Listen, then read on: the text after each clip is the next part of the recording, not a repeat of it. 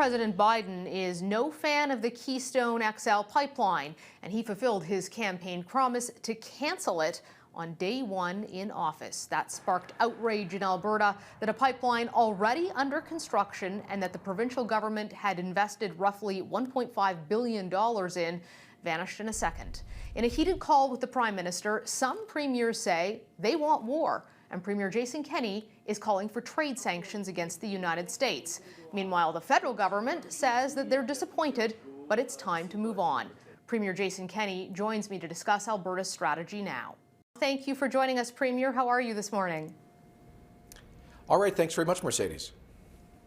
Premier, you've said that you want trade sanctions against the United States for the canceling of the Keystone XL pipeline. You're ready to go to war over this. Why do you feel that such an aggressive approach is the correct one? We have to stand up for Canada's vital economic interest for Canadian jobs. Just like when Donald Trump ran on a commitment to tear up NAFTA and to impose tariffs on our steel exports, we didn't say that was his campaign commitment, we accept it, let's move on. Our federal government, quite rightly, with Alberta's support, fought back to renegotiate NAFTA and to impose countervailing tariffs in response to their action on steel. That's what Canadians expect of a national government. And what's happened here, first of all, I congratulate President Biden on his election and his inauguration. We wish his administration every success. We have to maintain the closeness of our alliance and friendship with the U.S., but it's a very bad starting point for that administration to have canceled without even giving Canada the respect to let us make our case. They have retroactively withdrawn approval for a pipeline crossing that already exists, which violates the investor protection provisions of NAFTA. And if we don't respond strongly, it creates a dangerous precedent, Mercedes, for U.S. activists that are trying to decommission many other Canadian pipelines to the U.S. The largest part of our economy is the energy sector. The largest Canadian export to any part of the world is the oil that we sell the U.S., nearly $100 billion a year. Hundreds of thousands of jobs depend on it. We need to stand up for those workers. In fairness on tariffs, that was a sort of bizarre punitive thing Trump did under a national security prerogative versus an election promise.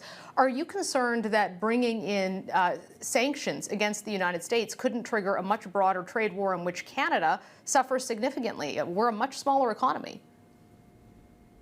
Look, we didn't start this dispute. It was the president who, on day one, decided to show disrespect for America's closest friend and ally, not even allowing us to get in front of his administration to make the case about how we can have safe, modern infrastructure to strengthen North American energy independence within the context of environmental policy and climate action.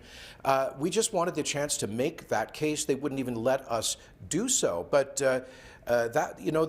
President Trump did pledge, of course, to impose tariffs to protect U.S. steel, and he went ahead and did it. We responded. He pledged, he ran every day for 18 months on a pledge to rip up NAFTA. We did not accept that.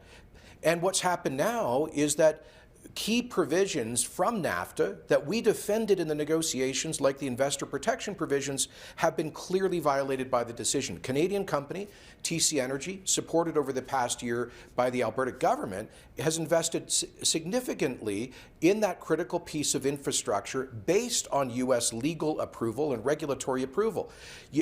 A close friend and ally doesn't just rip up approval like that and cause a multi-billion-dollar loss without at least offering compensation and without our own national government responding in a meaningful way.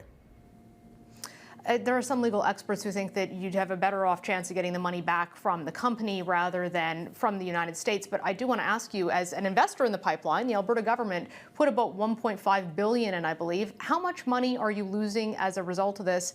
And do you regret deciding to put that much money into something that you knew could be canceled by a presidential directive? I think any responsible Alberta government would have made the same decision. If we had not supported the construction of Keystone over this past year, the whole question would have been academic. The company would not have proceeded. So our government was elected with a huge mandate from Albertans to fight for pipelines, to get pipelines built. And obviously, we are pushing back against a highly coordinated and well-funded campaign to landlock Canadian energy, which is our largest export in the world. And so I make no apologies for taking every reasonable measure to get pipelines built. The federal government spent $7 billion so far on Trans Mountain, and what we've done is to help to create thousands of jobs, at least over the past year, during the COVID recession. In terms of the total calculation of our exposure, we don't yet know. We're going to have to work out all of that with TC Energy, but right now, we continue to ask through Ottawa that the Biden administration take a half step back and give Canada the respect to reopen this issue in the context of North American energy and environmental policy, because you know, Mercedes, nearly 70% of Americans support this pipeline. First Nations are signed up to have equity partnerships. The major U.S. construction unions strongly support it. All of the state governments along the route strongly support it. And if they don't procure this energy from a democratic ally with high environmental standards like Canada, they're going to have to buy it from OPEC dictatorships. That's not good for the U.S. It's not good for the world. Premier Kenney, thank you so much for joining us today. Thanks, Mercedes. Up next, Washington's top diplomat in Canada joins us to talk about what the Biden presidency means for us in this country on trade, security, and China.